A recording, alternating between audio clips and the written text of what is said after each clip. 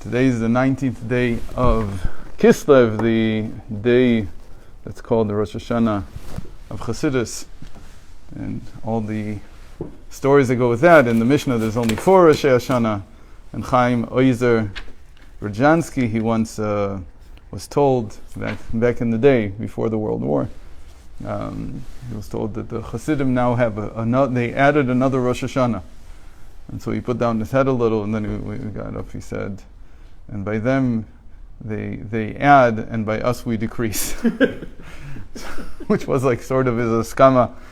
And anyway, this is the Rosh Hashanah that's the Rosh Hashanah of Chassidus, because the Alter Rebbe came out, and we talked a lot about this, that when he came out of jail in 1798, it was December 1798, like now, end of December. From that moment on, he received what he felt was an approbation from above to begin to really explain the way of the Baal Shem Tov, and to explain what he had been saying in short terms, and everyone else had been saying in short sayings, and to the point where we have it like it is now, and we can still talk about it even more, we can expand it even more. So it's the Rosh Hashanah of Chassidus. Okay. So now we're in chapter 2. In chapter 1 was about the Ramak's Shita. So just to recap the Ramak's Shita, that the angel, or the man that wrestled with Jacob, he could only hurt his netzach because that's where there is no mind anymore. There's no feeling. There's no pleasure. And netzach and hod, the two thighs and the 2 feet in general, they represent the determination, somebody that decided to do something. But then it's the weakest point. In the end, it's the weakest point of the body, or the form, the form of man. And in times when there is a blemish that people don't keep Torah, or for whatever reason, and all the reason for God wanting to have Israel as His chosen nation is gone, so that's where the blemish is, and that's where He can hurt him, and so that's where He hurt him. And so that still needs to be discussed. He sort of left us with just an explanation, but which is very good. It's a very good explanation, but what do we do with it? What are you saying historically? My question is always historical. So what are you saying? Because as we'll see now, the Ramak seems to not have an historical context, but the Ari does. And this is the second chapter. So in the beginning we skipped over the Ari. When he described the Ari, we skipped over it because I said we won't need it until the second chapter, so now we have to read it. So in the introduction, he gave us a second explanation from the Arizal.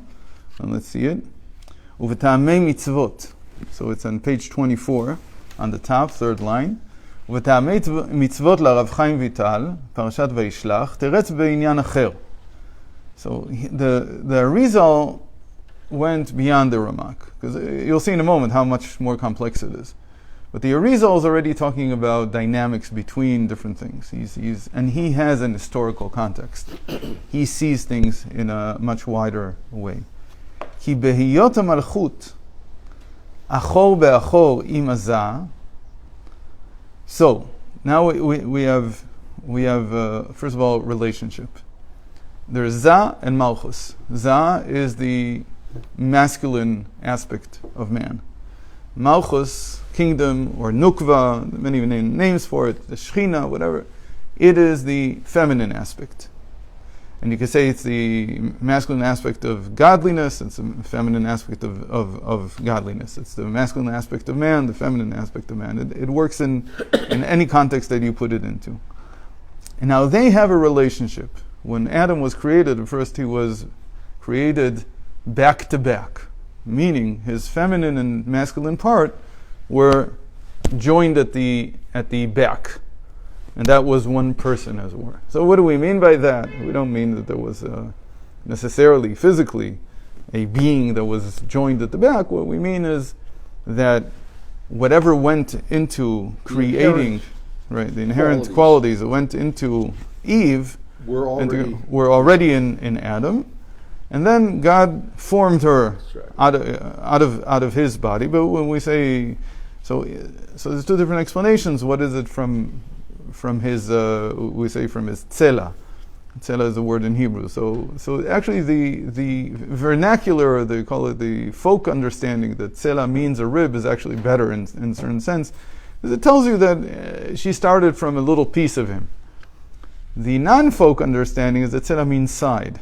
And so you have back to back. It's more the call it the spiritual description, the psychological description, that they're back to back. That these are two entities that are equal in size.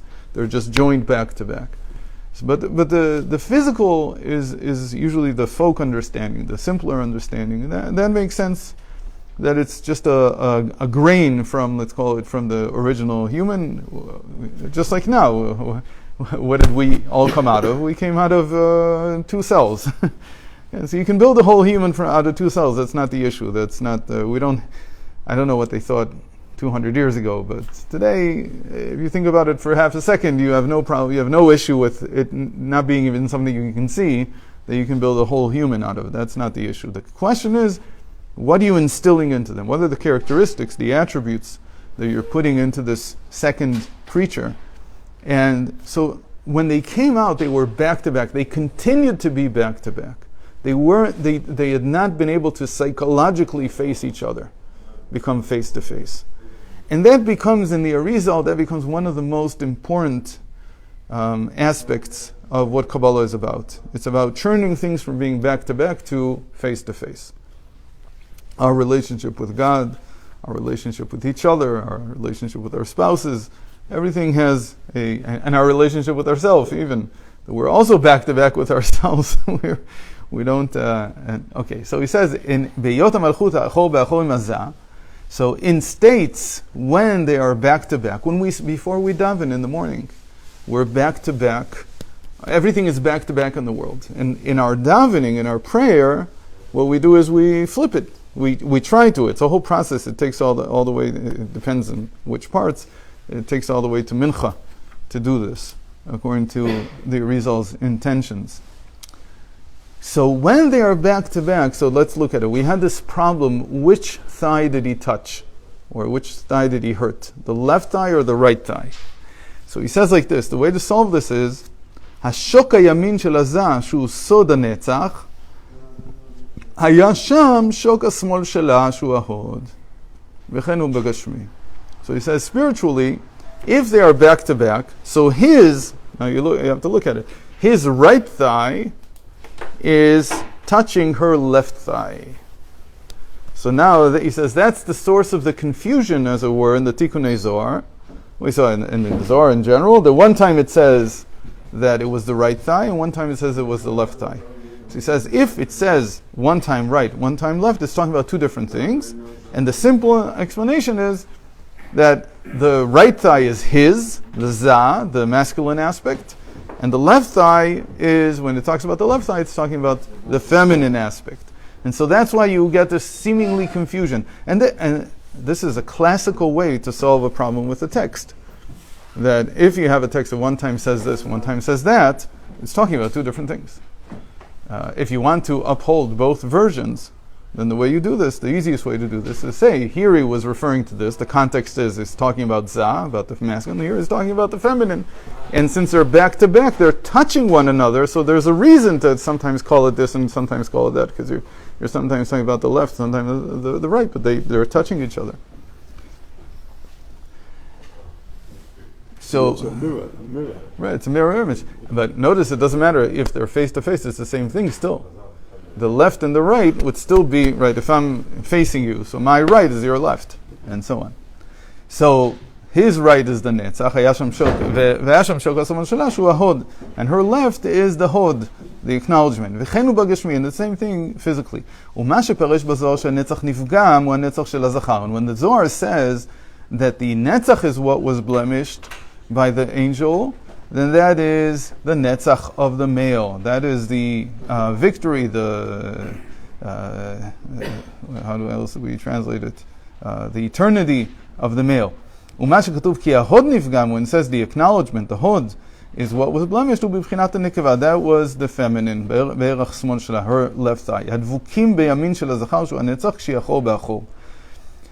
V'ilu hayu panim panim lo shaltu achitzonim. So it says, but if they had been face to face already, then there would be no way for this angel to touch him even. This man couldn't touch him. When things are face to face, nobody can touch you because you're protected. The face to face is the way to be. And when you're face to face, so we don't have to, it's still right and left, but then it's protected. Okay. So now let's turn to, so that's all he gave us from the Arizal. In the Gemara, I still remember that those things. Right, it's the same question. It says right, but right. It's all in Chulin, right. So we'll bring that eventually because I want to look at this very, very interesting thing in that Gemara, and there's a lot of Chassidus on that Gemara because there's statements there that the Talmud says that it doesn't use anywhere else, especially about dat, how this is all related to dat. The machlokas there is very interesting. It's also a very, I mean, the Talmud gives you every single possible way of reading a text, and there it's one of the most peculiar ways. So we'll look at that as we go on. If you're in the middle of a stop, we're ready to. I'm just saying, I don't know where you. Yeah, so I guess. Yeah. So we'll start chapter 2 on Sunday, and chapter 2 is the chapter with the heavy duty stuff. Until now it was just an introduction. Warming up. Yeah, we're warming the engines up a little. Okay, so everybody should have a joyous Yutet Kislev. The main thing is actually Kaf. It's Shabbos. The main thing is because in the first on Yutet he was released 3 hours before sunset, and he had to stay with somebody called Avigdor. And eventually, after 3 hours on Kaf, they moved him to a home of one of his disciples, one of his Chasidim. Okay, so Shabbat Shalom, Shabbos.